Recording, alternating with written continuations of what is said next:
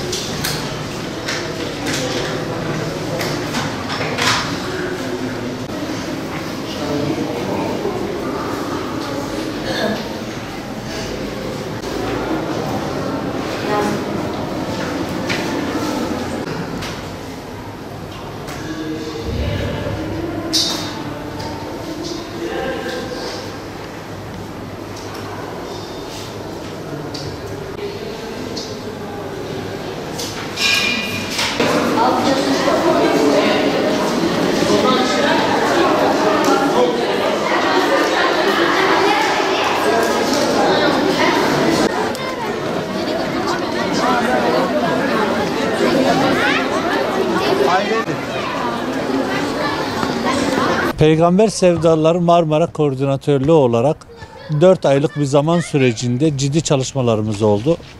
Bugün de bunun finalini yaptık hamdolsun. İstanbul'da yaklaşık olarak 16.000 katılımcı bu sınava girdi.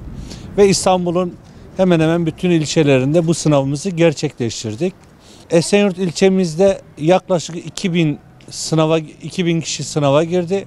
Ve bu sınavımız bütün İstanbul olarak, Marmara bölgesi olarak şu ana kadar sağlıklı bir şekilde geçtiğini gördük. Engelli vatandaşlarımız ile ilgili olarak bütün kolaylıklar sağlandı. Engelli vatandaşlarımıza özel olarak hoca tahsis edildi ve onların da sağlıklı bir şekilde sınava girmeleri sağlandı. Peygamber Sevdalıları Vakfı olarak halkımızın bu teveccühüne teşekkür ediyoruz. Siyer sınavı bundan sonra her yıl devam edecek. Aynı teveccühün devamını bekliyoruz.